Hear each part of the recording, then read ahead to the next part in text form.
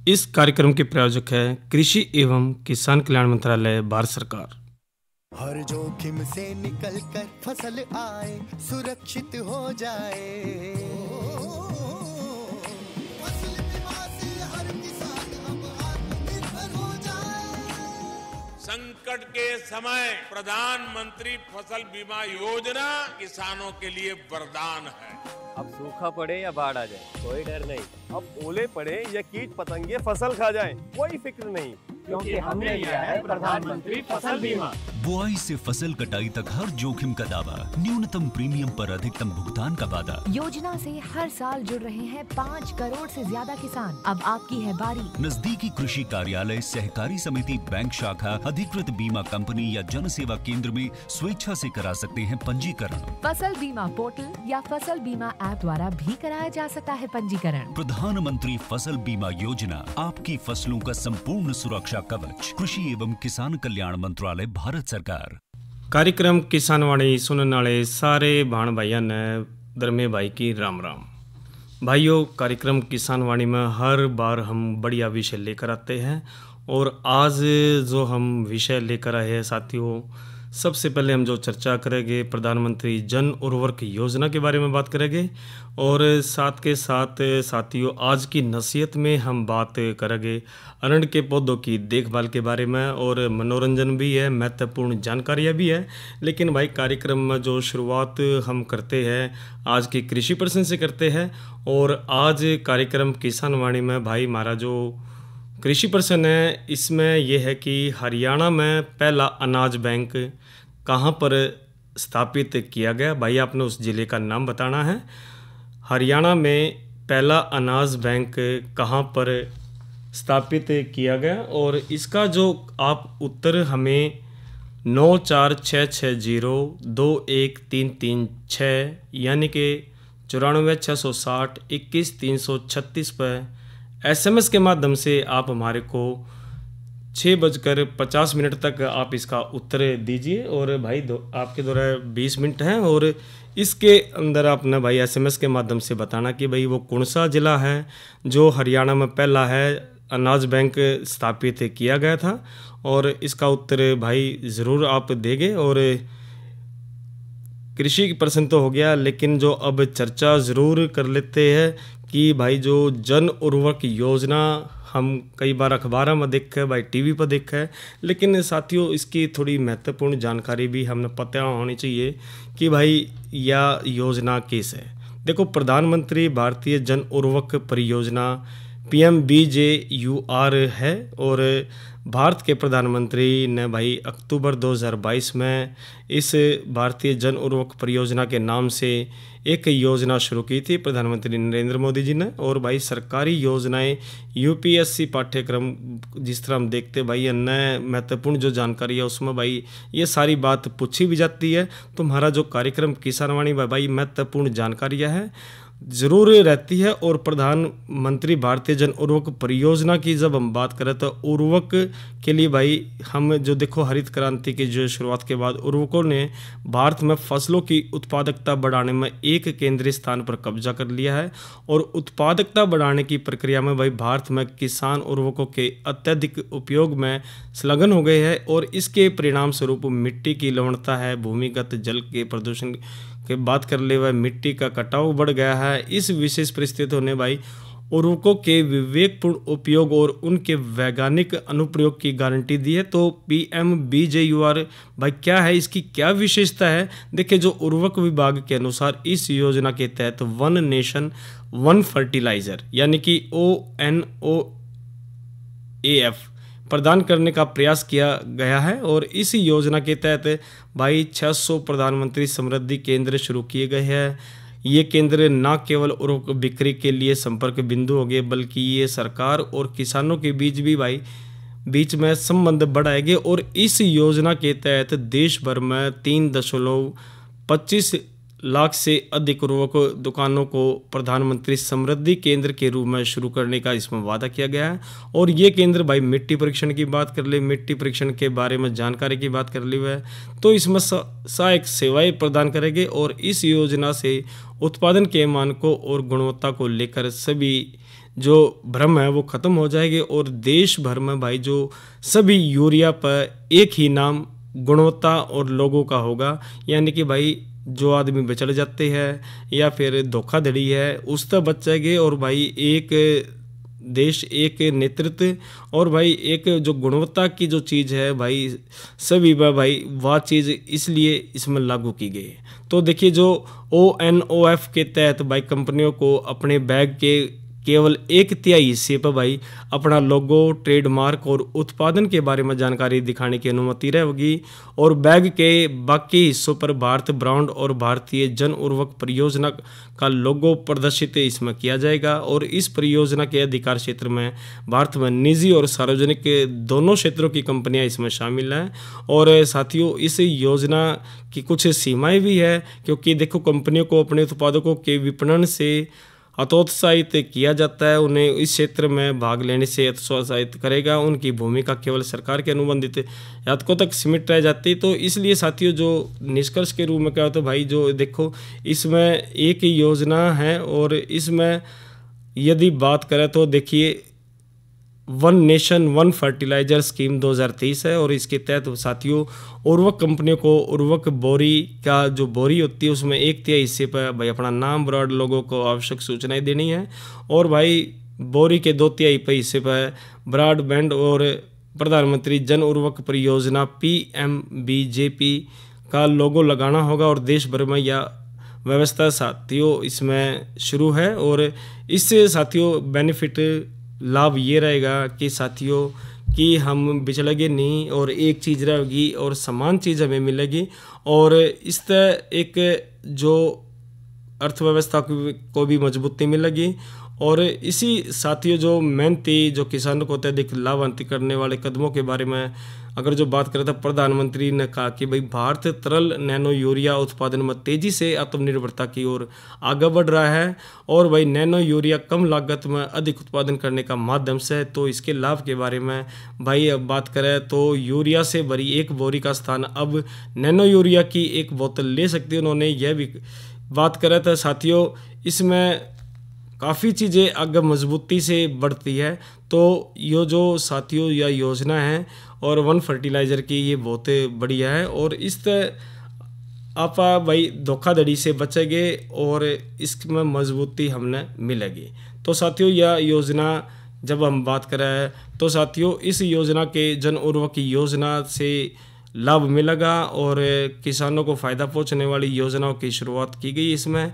और भाई इस की बात करें तो साथियों एक देश एक उर्वरक के जब हम बात करते हैं तो वन नेशन वन फर्टिलाइज़र का उद्देश्य है वन नेशन वन फर्टिलाइज़र के तहत किसानों को कम कीमत पर गुणवत्तापूर्वक फसल पोषक तत्व देता है और खेती की जो प्रक्रिया को आसान बनाने के लिए भाई किसानों को नैनो यूरिया से इसमें परिचित इसमें कराया जाएगा। तो साथियों एक मजबूती देश के लिए आगे बढ़ रही नई नई योजनाएं हैं और सरकार इस चीज़ को चला रही है। तो साथियों ये तो बात करी हमने प्रधानमंत्री जन उर्वरक योजना के बारे में बात करी। और यदि साथियों और बात करें तो एक अरंड के हानिकारक कीट व उनके प्रबंध के बारे में ज़रूर हम बात करेंगे, लेकिन साथियों उससे पहले थोड़ी सी जानकारी भी दे देते हैं कि भाई मौसम आजकल क्या कह रहा है। तो आज का जो मौसम की बात करें तो भाई अधिकतम 29 और न्यूनतम 24 डिग्री सेल्सियस रिकॉर्ड किया गया और आने वाले जो 24 घंटे की हम बात करें तो अधिकतम 32 और जो न्यूनतम है 24 डिग्री सेल्सियस रहने की संभावना है। और भाई आसमान में बादल छाए रहेंगे। कुल मिलाकर साथियों ठंड सी शुरू हो गई है और सुबह शाम की जो ठंड सी है अब थोड़ी सर्दी की दस्तक ई भाग 10-15 दिन में हो जाएगी। तो और अब साथियों जो कल के कार्यक्रम की बात करें तो साथियों कल है रविवार और रविवार को हम जो कार्यक्रम लेकर आते हैं थारी चिट्ठी हमारे गीत और सोमवार को जो कार्यक्रम किसान वाणी आएगा इसमें साथियों सतर्क उपभोक्ता के अधिकार और विश्व प्राथमिकता चिकित्सा दिवस के बारे में हम इसमें सोमवार को चर्चा करेंगे और दोनों महत्वपूर्ण जानकारी साथियों कार्यक्रम आप ज़रूर सुनिए। और अब इसके बाद हम जानकारी ज़रूर दे देते हैं साथियों की एक किसान कॉल सेंटर भी है 1551 महत्वपूर्ण नंबर है और भाई घर बैठे सारी जानकारी आप एक फ़ोन के माध्यम से ले सकते हैं। और इसी तरह साथियों इसमें PIB ऐप भी है। उस ऐप के माध्यम से साथियों घर बैठे आप इसमें महत्वपूर्ण जानकारियाँ इसमें ले सकते हैं। तो साथियों अब मैं ये जो मुख्य जानकारियों के बाद कुछ मनोरंजन भी करवा देते हैं, एक रागनी ज़रूर सुना देते हैं और रागनी के बाद साथियों चर्चा ज़रूर करेंगे आज के नसीहत में अरंड के पौधों की देखभाल के बारे में। तो अब ये सुनते हैं रागनी।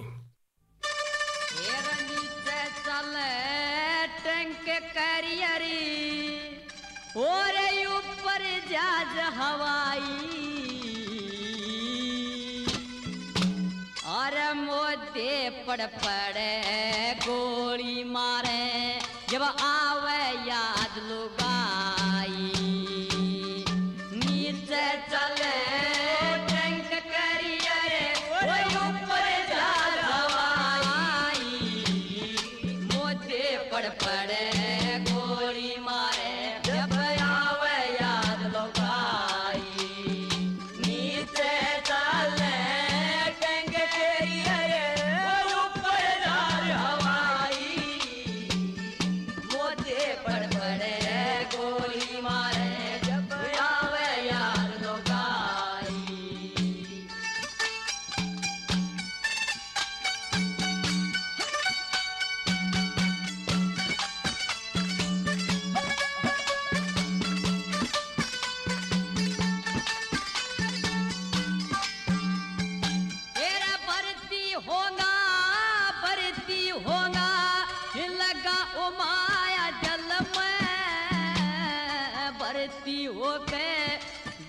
दिया मैं पहुंचा था 10 दिन में, वो 6 महीने में काल होया परी पास होया एक क्षण में, 29 तारीख 11वां महीना है 41 के सन में, तेरा रंग रोटी की छुट्टी आया, रंग रोटी की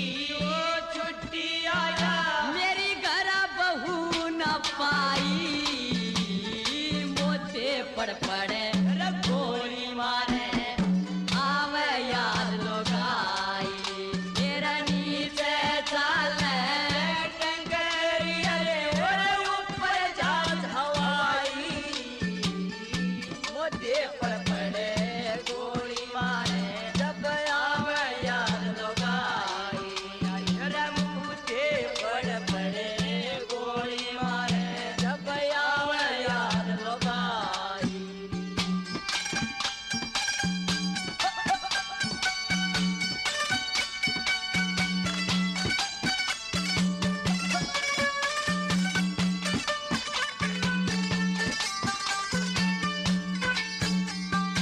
अरे मेरी भाभी मने न्यू बोली देवरे कितने दिन की छुट्टी आया, तेरे आवन का जिक्र सुनिया मेरे जल में लग्या उमाया, और मैं तेरी भाभी तू मेरा देवरी मेरी खतरी के ले आया, मैं बोलियारी प्रेम करने मैं कति नहीं शर्माया, उसकी मोटी मोटी आँखा के माँ, मोटी मोटी आँखा के माँ, वो घनी गजब की स्याही, मोते पड़ पड़े गोली मारे जब आवे याद लुगाई, नीचे चले टंगरिया ऊपर जा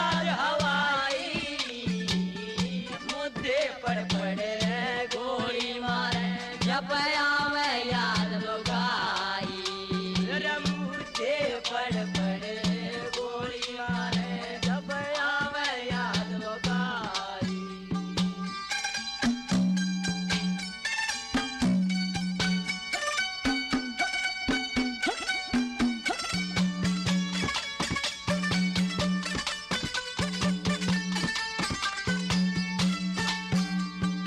ओए मने बहू लेन भी जाना था, छुट्टी मिली थी थोड़ी, दिन जकड़ाया जब पीड़ी पटी मन बलड़ी जोड़ी ओए आगे जा मेरी सास लड़ी तकदीर राम ने फोड़ी बागा आड़ा करे सवारी या बिना उलंगी घोड़ी फिर बहू ने छोड़ के भर्ती हो गया बहू ने छोड़ के भर्ती हो गया मारा बेकूफ जमाई मोते पर पड़े गोली ताले जब आवे याद लोगाई नीचे चले टंगरी और ऊपर जहाज हवाई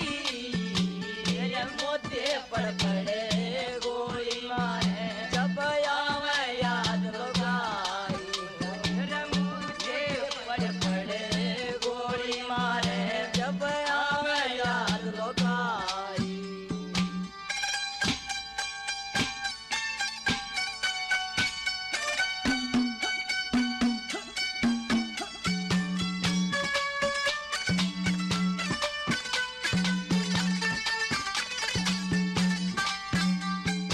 तेरे गाम तलिकड़े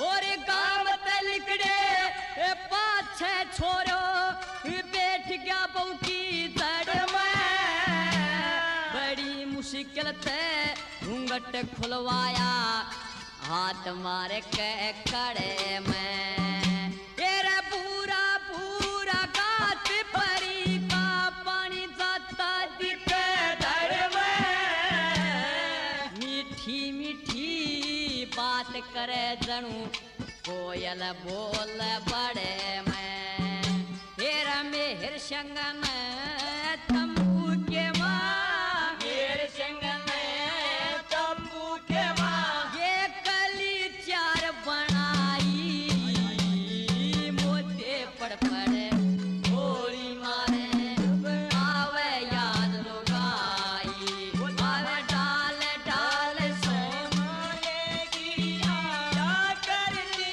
बसेरा ये भारत देश मेरा ये भारत देश मेरा। तो साथियों ये तो आपने रागनी सुनी मेर सिंह की हिट रागनियों से हमने लिया था और राजेंद्र खरकिया की और साथियों की आवाज़ में साथियों ये उस क्षण को गाया गया था। भाई मेर सिंह ने जो लिखा है वो जब युद्ध का जो सीन है उसके बारे में बताया गया है कि किस प्रकार से जब सैनिक लड़ता है तो वो एक बार परिवार को भी देखता है और वो सारी बात इसके अंदर एक मर्मस्पर्शी इसमें दिखाई गई है।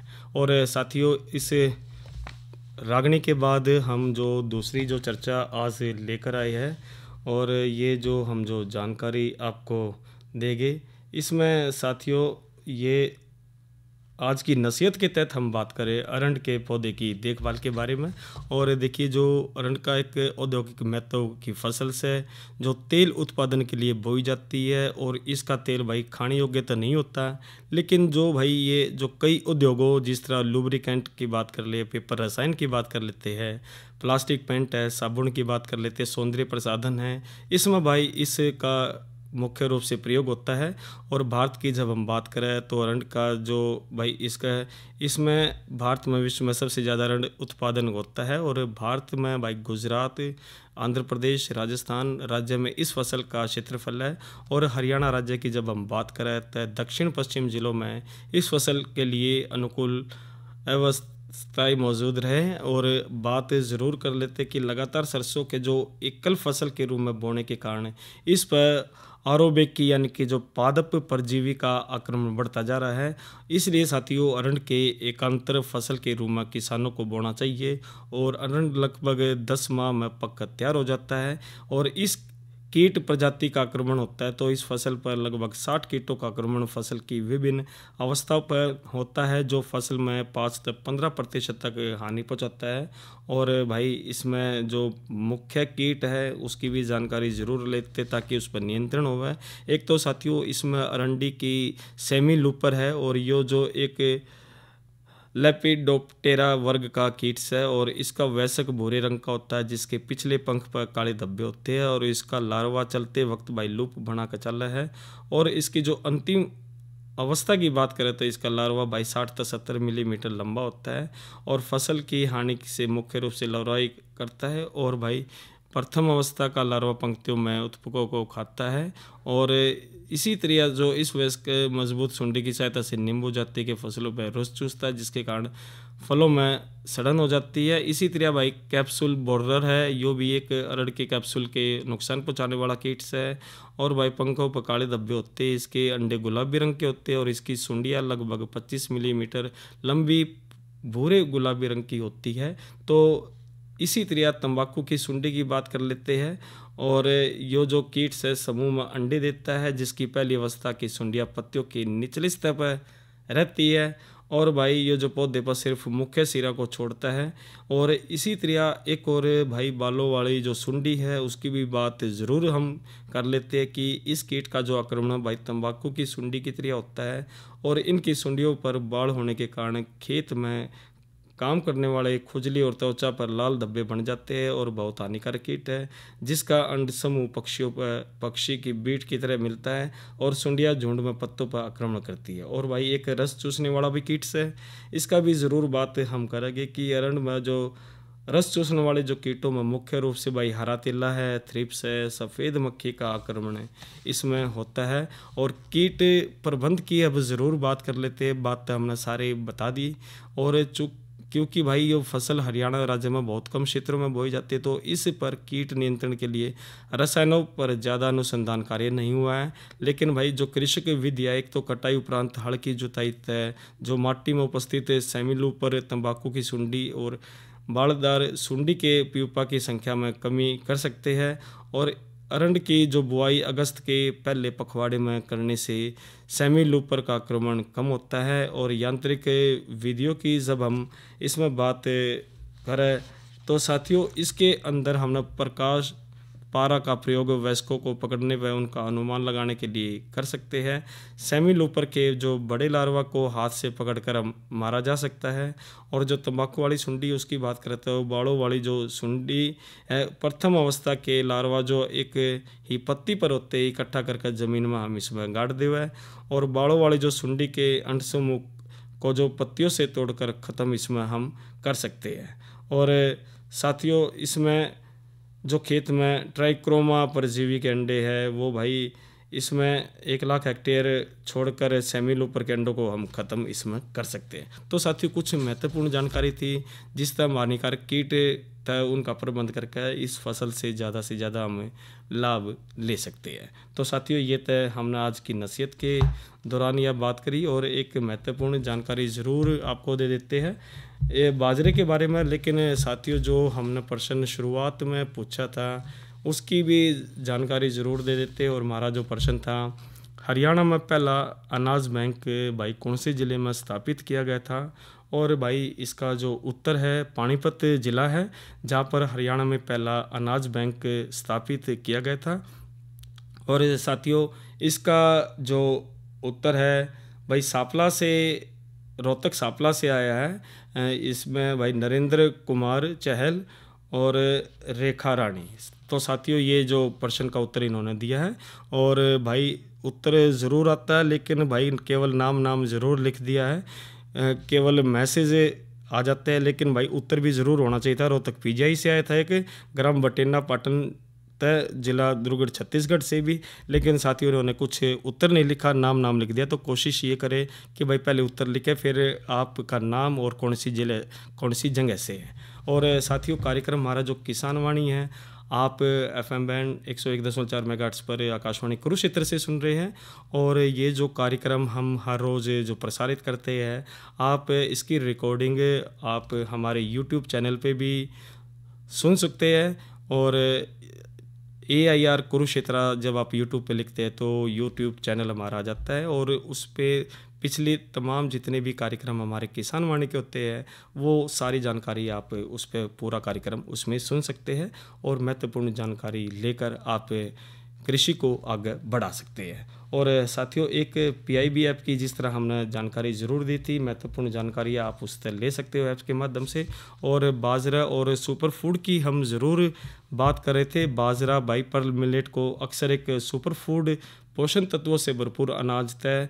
और भारत में बाजरे का जो उत्पादन है, वर्तमान में भारत में उगाई जाने वाली जो 3 प्रमुख मोटे अनाज वाली फसलें हैं, एक तो मिलेट्स क्रॉप्स में जवार सोरगम है, बाजरा पर्ल मिलेट है, और एक रागी या फिंगर मिलेट भी इसको कह देते इसमें ये शामिल है। और इसके साथ ही भारत में जैव अनुवांशिक तौर पर विविध और तेजस किस्मों के रूप में छोटे बाजरे की विविध किस्में, जिसमें कोडो है, कुटकी है, चैना है और सानवा को प्रचुर मात्रा में उगाया जाता है। तो भारत में बाजरा उत्पादन प्रमुख राज्यों में जब हम बात करें तो राजस्थान है, आंध्र प्रदेश है, तेलंगाना है, कर्नाटक है, तमिलनाडु है, महाराष्ट्र है, गुजरात है और हरियाणा इसमें शामिल है। तो साथियों, मोटे अनाज पोषक तत्व है और एक विश्व को हम एक संदेश भी दे रहे हैं और ये वर्ष भी हम मना रहे हैं। तो साथियों, आज जो बीमारियां नज़दीक लग रही है वो न्यू है कि हम जो पारंपरिक जो चीज़ें हैं, जिस तरह हमारे बड़े बुजुर्ग उन चीज़ों को खाते थे, वो हमने बिल्कुल छोड़ दी हमने डाइट से। लेकिन साथियों, हम व्यवस्थाओं में सुधार करके आज जिस तरह बड़े बुजुर्गों की जिस प्रकार से उनका जीवन था उसको हम अपना रहे हैं। जिस तरह मोटे अनाज की हम बात कर रहे हैं, पहले काफ़ी खाते थे, तो अब धीरे धीरे इसकी जागरूकता ज़रूर आई है और जागरूकता हमने अपने बच्चों में भी लानी चाहिए और समाज में लानी चाहिए। क्योंकि साथियों, जब शरीर के अंदर बढ़िया चीज़ होगी तो उस पर मजबूती ज़रूर आओगी। तो साथियों, आज कार्यक्रम किसान वाणी में हमने जो बात करी थी जन उर्वरक योजना, यानी कि एक देश एक उर्वरक, और इस तरह काला बाजारी भी बचेगी और उससे हम बचेंगे काला बाजारी तय, बढ़िया चीज़ भी मिलेगी और देश भी आगे बढ़ेगा। इसी तरह अरण्य के पौधे की देखभाल भी बहुत ज़रूरी है। तो साथियों, आज कार्यक्रम किसान वाणी में हमने महत्वपूर्ण जानकारियों में बातचीत करी और अपने साथी भाई धर्मे भाई को अब दीजिए इजाज़त, क्योंकि कार्यक्रम का समय आगे बढ़ने की इजाज़त नहीं दे रहा। और इस कार्यक्रम के प्रायोजक थे कृषि एवं किसान कल्याण मंत्रालय, भारत सरकार। अरे अरे अरे क्या कर रहा है? इधर इधर इधर हम बोल रहे हैं तेरे बीजू का। उतला बोल रहा है? पक्षियों से तो हम खेत को बचा लेते हैं, पर इन घातक रसायनों से कैसे बचाएं? मतलब? देख बेटा, तू जो ये अंधाधुंध रसायन मिलाता है ना, मिट्टी की सेहत बिगड़ने लगी है। और जब माटी ही कमजोर पड़ जाएगी तो उपज कैसे सेहतमंद होगी? अरे पहले ऐसा नहीं था। पूछना अपने बड़े बुजुर्गों से, कैसे फसल लहलहाती थी, शुद्धता झलकती थी। हाँ, माटी भी तंदुरुस्त और लोग भी। अरे पहली वाली बात कहाँ?